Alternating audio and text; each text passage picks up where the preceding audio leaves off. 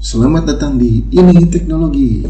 Seperti biasa, Ini Teknologi akan menampilkan showcase real, oke? Dan kali ini kita akan menampilkan Node.js showcase yang kedua, yaitu dengan judul Backend Scalable dengan Node.js dan TypeScript, Microservices, Kafka, Redis, dan JWT untuk notifikasinya. Oke, kita mulai. Let's see, oke? Seperti biasa, kita mulai dengan dari masalahnya dulu. Kita di sini mempunyai beberapa masalah. Yaitu yang pertama, API kita menggunakan arsitektur monolit yang sulit dikembangkan lebih lanjut. Yang kedua, lambat dalam memproses pesanan dan sering mengalami bottleneck pada database. Yang ketiga itu tidak mendukung integrasi dengan sistem pihak ketiga. Nah, kita punya beberapa masalah di sini nih terkait ini. Selanjutnya gimana sih solusinya? Kita punya beberapa solusi di sini. Solusinya apa aja? Yang pertama, kita create dengan konsep microservices menggunakan Express.js untuk modularisasi layanan. Selanjutnya REST API untuk komunikasi antar layanan. Kita gunakan SQL-nya Kafka juga untuk menangani antrian pesanan. Redis Sketch untuk mempercepat akses data yang sering digunakan. MongoDB untuk penyimpanan data. Untuk notifikasinya kita pakai JWT dan data encryption untuk keamanan sistemnya. Selanjutnya terakhir kita create juga unit testingnya dengan Jest untuk memastikan kualitas kode. Kita punya beberapa solusi ini dan ini implementasinya, oke? Nah, teknologi yang dipakainya apa aja? Yang pertama itu ada Node.js dan TypeScript dan Express.js. Selanjutnya ada MongoDB untuk database-nya, Redis dan Kafka. Dan terakhir ada JWT dan Bcrypt serta Jest untuk unit testingnya. Nah, selanjutnya kita demokan, oke, si backend-nya. Attention please. Nah, di sini saya akan menampilkan beberapa screen. Yang pertama itu untuk Redis-nya. Redis di sini saya menggunakan Redis seperti biasa ya. Nah, di sini belum ada data karena belum saya eksekusi. Nanti di sini untuk melihat data Redis yang udah kesimpan ya untuk caching-nya. Selanjutnya Mongo. Nah, MongoDB. Kita muncul ya. Belum sebentar. Nih, ke close kayak Mongo ya.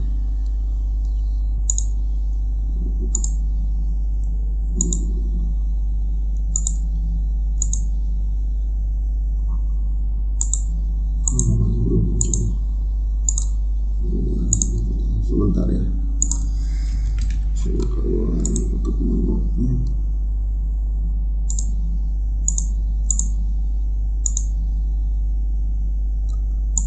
Nah, ini untuk Mongo-nya nih. Kita Mongo-nya sudah buat database dengan nama database backend scalable. Dan di sini saya sudah buat dua collection ya. Yang pertama user untuk simpan data usernya dan orders untuk data ordersnya. Ini udah ada beberapa sampel yang udah saya coba, data sampel yang udah saya coba. Selanjutnya setelah Mongo, Kafka udah saya running ya, Zookeeper dan Kafka servernya. Di sini cuman saya tidak, kalau Kafka kan distribution ya, data streaming gitu. Nah, di sini untuk saya hanya sampai sini aja untuk running backend-nya, nggak error gitu ya. Tapi nanti untuk penggunaannya itu bisa sampai notifikasi ke front end gitu. Nah, ini kalau di sini mungkin kelihatan jelasnya nanti di kodenya ya. Untuk Kafka-nya dan terakhir kita eksekusi lewat postman, oke.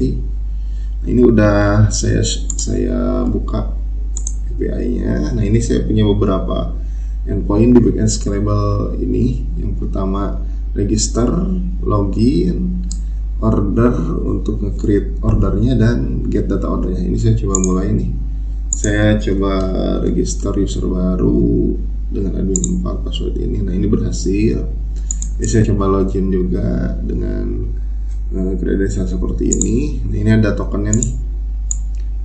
Token saya coba pakai, kita coba create order. Ini CWT ya, biar kan. Nah di sini kita coba bikin order baru. Tinggal 5 quantity kesana, ini kita eksekusi. Nah ini cepat banget nih, cuman 15 milisecond. Dan ini untuk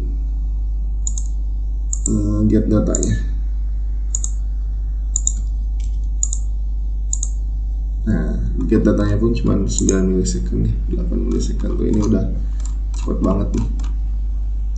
Nah, untuk penampilannya kayak gimana sih? Nah, ini di Redis kita coba cek. Redis. Nah, ini datanya udah ke cache ya. Jadi untuk get order datanya udah bisa keambil di sini, udah ke save ke Redis, dan nanti eksekusi makin cepat. Data ke momonya sebentar, tadi mana? Momonya hilang lagi ya, sebentar. Coba ulang ya untuk yang momonya. Nggak kebaca nih di screen yang saya tampilin ya. Sebentar. Nah, ini momonya keluar nih. Nah, tadi kan data usernya ada 4. Oh ya, ada 4 nih. Terakhir saya nambahin admin 4. Nah, oke, masuk. Order pun jadi 15. Kalau misalnya tadi ada 14 data ya, udah muncul. Oke. Ini data yang terakhir nih. Nah, ini A3 50 data. Nah, itu kurang lebih si demo aplikasinya seperti itu, atau backend-nya ya, karena kan ini backend. Nah, untuk selanjutnya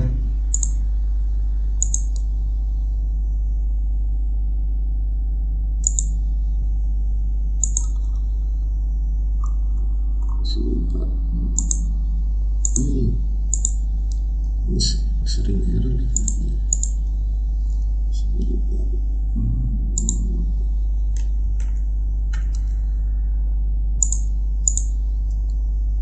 Screen record saya error nih. Nah, oke. Udah muncul lagi nih demonya, kurang lebih seperti itu. Karena ini backend ya, hanya bisa di showing lewat Postman. Dan selanjutnya kita masuk ke bedah kodenya. Nah, ini yang seru nih. Saya coba showing kode detailnya seperti apa sih scalable backend yang tadi itu. Nah, kurang lebih ini udah muncul ya Visual Studio Code-nya. Nah, dari struktur kodenya kurang lebih seperti ini. Kita pakai Express, Node.js, Express.js. Di sini ada folder src, ada folder testing juga. Nah, ini saya create testingnya menggunakan JS. Dalam src itu ada config yang berisi kafka.ts, mongo.ts, res.ts. Ini config, ada controllernya. Saya bagi dua tuh. Terusnya ada middlewares untuk authentication-nya, ada modelnya. Terus selanjutnya ada routingnya, ada outroutes dan order routes, dan terakhir ada services, folder service. Jadi kita buat ini menggunakan konsep microservice ya, kita buat service kecil di folder sini gitu. Oke, kita mulai bedah aja kodenya. Dimulai dari file yang utama, yaitu di server.ts. Nah, di sini kita kodenya itu mengimport modul aplikasinya untuk app.ts, untuk hardport yang dipakainya apa, dan menjalankan servernya. Sederhananya ini adalah entry point utama untuk menjalankan server backend berbasis Express.js, itu di server.ts. Selanjutnya kita masuk ke app.ts. Di sini seperti biasa saya juga kasih notes di kode-kodenya supaya tersampaikan nih, bisa dibaca sama teman-teman juga. Kita mengimport modul-modul yang dibutuhkan kayak Express, Course untuk front end-nya, .env untuk ngambil info dari file environment. Nah, ini routingnya dan config momonya. Kita load environment variabelnya. inisialisasi aplikasi Express-nya nih. Nah, ini ada video globalnya. Kita pakai di sini. Nah, ini untuk routingnya kita tambahin routing API-nya, order dan out. Koneksi ke Mongo, middleware error handling nih kalau ada error, dan ekspor aplikasinya gitu. Jadi untuk kode ini tuh setup standar ya untuk backend REST API menggunakan Express.js dan Mongo. Selanjutnya kita masuk ke routing untuk proses out dulu ya. Di out routes ini kita buka out routes routing ke sini. Ini juga si detail kodenya kayak gini, import modul yang dibutuhkan.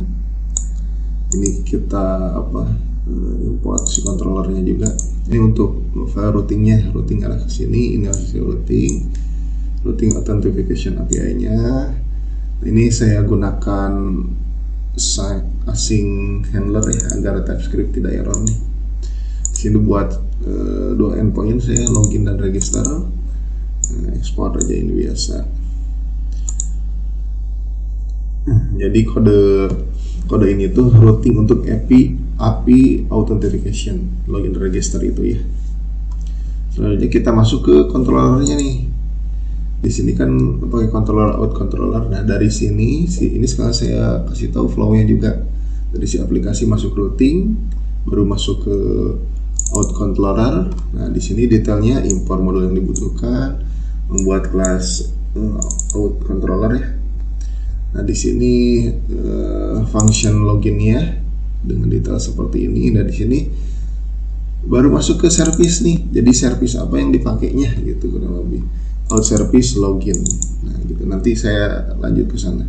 Di sini ada metode registernya juga, npm register. Ini manggil out service register. Nah, kurang lebih kayak gitu. Ini standar sih kayak biasa. Jadi kode ini tuh jadi bagian dari arsitektur MVC ya, model view controller dalam backend Express.js. Nah, selanjutnya kita masuk ke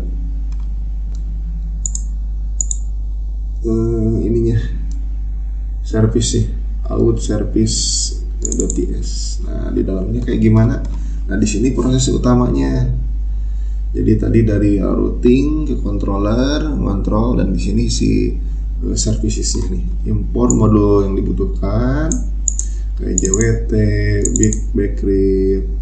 Ini modelnya, baru masuk ke modelnya nih. Di sini membuat JWT secret dari env. Nah, di sini metodologi nih, out service.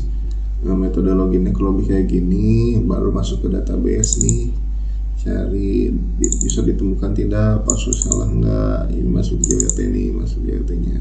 Untuk register pun kurang lebih kayak gitu, ya sudah terdaftar belum, itu sudah didaftarkan. Nah, kurang lebih kayak gini, ini main prosesnya untuk services.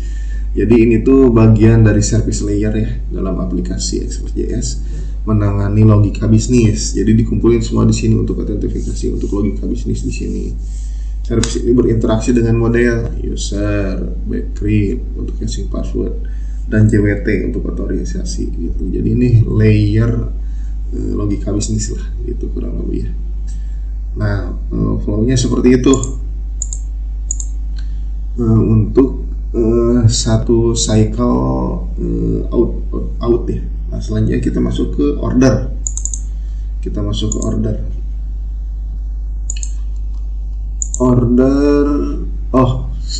Sebelum ke service kita mulai dari sini dulu. Order routing ini routingnya, import model yang dibutuhkan, membuat routernya. Nah, ini sama kayak tadi ya. Selanjutnya root yang membuat pesanan. Nah, ini untuk post order, dan ini untuk melihat get data ordernya. Nah, kalau lebih kayak gitu. Setelah masuk ke routing, baru masuk controllernya. Nah, ini controllernya nih, import model yang dibutuhkan. Ini kelas order controller. Nah, metode create order nih, menerima request dari klien atau front end ya nantinya. Kalau tadi saya kan pakai Postman dengan data pesanan, request dari bodinya. Nah, ini memanggil nih order service create order untuk menyimpan pesanan ke database. Nah, ini menggunakan send message untuk pengiriman pesan ke Kafka dengan topik order. Kafka digunakan untuk event driven nih arsitektur seperti notifikasi real time. Nah, next proses bisa dilanjutkan untuk ke FE dengan WebSocket untuk real time notification. Kalau sekarang di saya nggak sampai prosesnya nggak saya lanjut ke FE ya dengan WebSocket. Saya cuma masukin ke Kafka aja untuk event driven arsitekturnya. Tapi nextnya itu bisa diproses dengan FE menggunakan WebSocket untuk real time notification untuk Kafka ini. Oke. Selanjutnya ada metode get order untuk ngambil data semua yang order. Nah, terakhir export controller ini standar diekspor ya si order controller ini. Dari controller baru masuk ke service, order service yang tadi. Nah, ini order service. Import model butuhkan, ini si servicesnya nih, logikanya di sini. Saat create order tuh gimana sih? Menerima data pesanan dulu di order data nih, lalu menyimpan data ke database lewat Mongo gitu, create dan menyimpan pesanan ke Redis sebagai caching nih gitu. Ini untuk get all ordernya, ini ngambil langsung dari database, mengambil semua data pesanan dari MongoDB dan mengembalikan pesanan dalam format JSON. Nah, itu untuk service ya, untuk order service-nya. Jadi tetap kita supaya konsisten kita buatkan service layer ya di sini tuh untuk order service ya. Nah, selanjutnya kita masuk ke out middleware. Nah, ini untuk JWT nih. Nah, inti import modul yang dibutuhkan, JWT verify error, konfigurasi DNV ya. Selanjutnya middleware authentication JWT-nya, mengecek header atau authorization. Jika tidak ada token dalam header, maka kembalikan status token tidak ditemukan. Ini untuk verifikasinya atau validasinya. Terus mengambil token dari header, verifikasi token JWT. Nah, ini baru verifikasinya. Oh, ini pengecekannya ya. Ini verifikasi JWT-nya gitu. Token tidak valid, kalau valid dia akan mereturn si tokennya gitu. Jadi kode ini middleware authentication JWT untuk memverifikasi token JWT sebelum mengizinkan pengguna mengakses API yang membutuhkan autentifikasi. Kurang lebih kayak gitu. Nah, sekarang selanjutnya kita showing yang bagian config nih. Config. Nah, di sini ada config Kafka. Ini untuk kebutuhan Kafka ya, import. Ini Kafka-nya nih. Client ID brokernya ini saya simpan di sini. Host 5092. Nah, ini enggak saya ke env ini. Nanti best practice-nya ini tinggal di mau di .env baru panggil di sini supaya configuration bersifat config gitu. Configuration.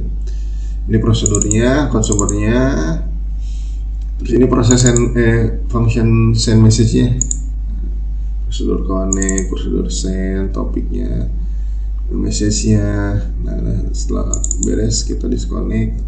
Ini consumer message-nya untuk konsumsinya, consumer connect, consumer subscribe, running aja, receive message-nya. Kalau ini untuk config Kafka, ini config Mongo-nya, import ke Mongo, connect Mongo nih. Jadi mau connected error nih, koneksi ke Mongo-nya sama Redis. Ini client Redis nih, pakai Redis, create client Redis. Apakah error si Redis-nya connect? Ini kita siapin disconnect Redis juga. Gitu. Selanjutnya unit testing ya, terakhir mungkin unit testing dan tadi belum ke eksekusi lagi. Ini kita coba showing dulu si kodenya, nanti saya eksekusi di terakhir untuk proses unit testingnya. Nah, untuk unit testing saya baru bikin satu unit testing untuk proses get all order. Nah, ini si bedah kodenya. di unit testing ini saya import support test, app dan order service. Di sini saya bikin mocking middleware dulu nih. Saya bikin mocking di sini pakai mocking supaya nggak menghambat ya. Jadi mocking middleware out agar tidak menghambat request, seperti ini kurang lebih kodenya untuk bypass out middleware-nya ya. Saya bikin mocking juga untuk Kafka agar tidak berjalan saat testing. Selanjutnya mocking MongoDB untuk cara ekspornya menggunakan ini. Ini untuk modul IS ya, menggunakannya.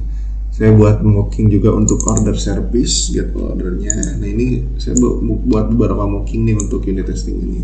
Dan ini proses describe ordernya. Yang pertama ini harus should return a list of order. Jadi ini yang suksesnya nih, positive case.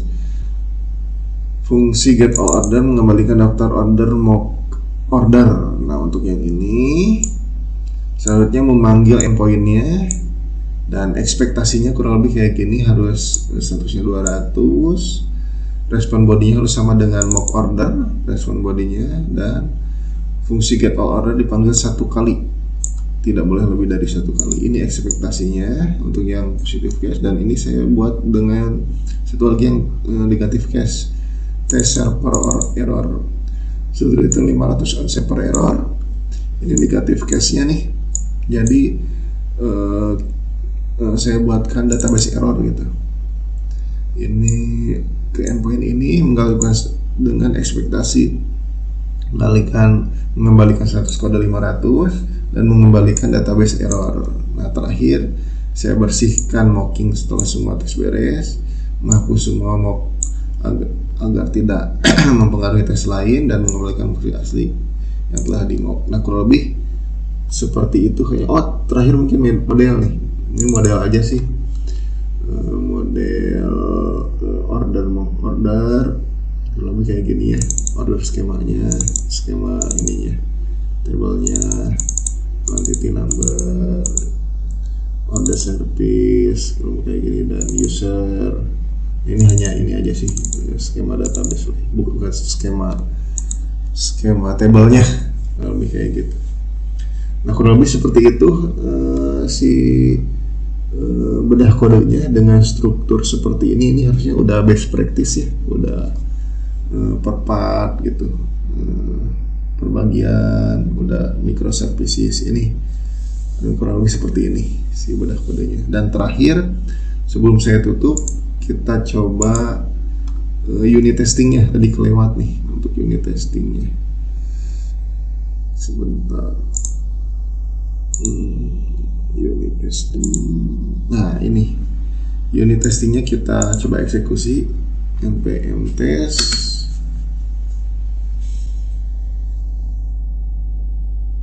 Ini pakai Jest ya ininya. Nah test suite pas nih, tesnya juga pas. Nah ini cuman gini, saya coba terangin di sini prosesnya kayak gini. Untuk testing order controller test. Nah, cuman di sini ada error, tapi ini bukan error ya, tapi ini memang sengaja di errorin untuk konsol errornya, karena tadi kan di negative case-nya munculnya database error. Nah, ini si outputnya kalau lebih kayak gini. Jadi ini memang kayak gini, memang sengaja dibuat kayak gini untuk negative case-nya, tapi bukan jadi acuan ini error unit testingnya. Ini udah betul unit testingnya udah pas gitu ya, dengan return seperti ini, ekspektasi seperti ini, dan proses pas gitu. Nah kurang lebih seperti itu unit testingnya sukses ya. Nah, selanjutnya terakhir selesai. Terima kasih sudah menonton showcase kali ini, showcase dari Ini Teknologi. Jangan lupa follow dan subscribe YouTube Ini Teknologi. See you di showcase selanjutnya. Terima kasih.